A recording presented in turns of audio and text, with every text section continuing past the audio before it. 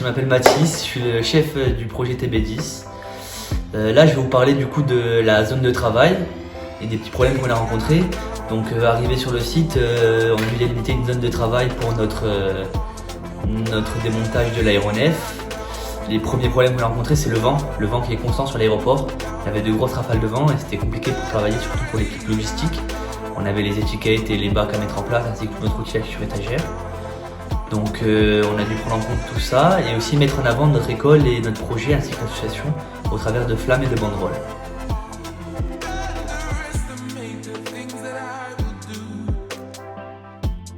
On a donc dû mettre le camion avec lequel on a transporté tout notre outillage en travers, perpendiculaire au vent afin de bloquer les rafales de vent. Et de plus, les pompiers nous ont prêté un camion pompier d'ancienne génération pour se mettre devant et empêcher le vent de passer et du coup de tout envoyer en l'air.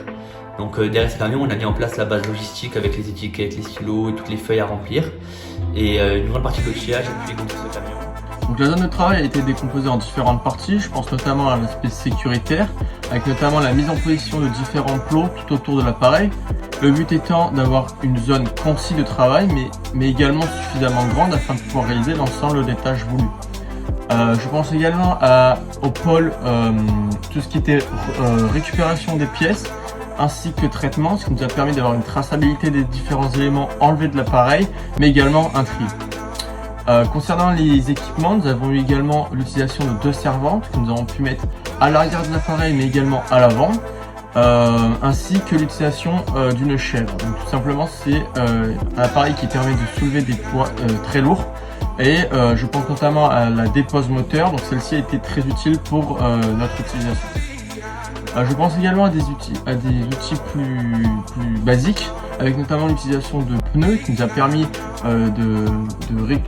d'entreposer des pièces, mais également limiter les chocs sur celle-ci.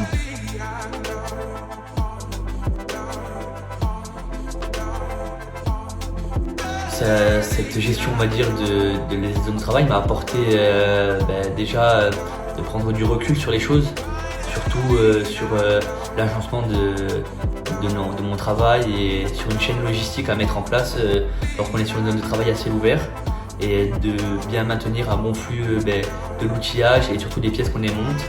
Donc ça a été vraiment la grosse difficulté de cette partie-là du projet, c'était vraiment bien penser la chose pour éviter d'avoir des pertes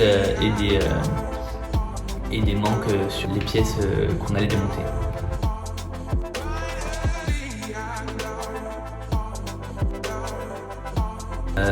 Petite anecdote sur ce sujet-là, à cause des rafales de vent, on a dû courir, je pense, plusieurs fois après les pièces qui sont envolées un peu partout, sachant qu'on avait de l'herbe autour.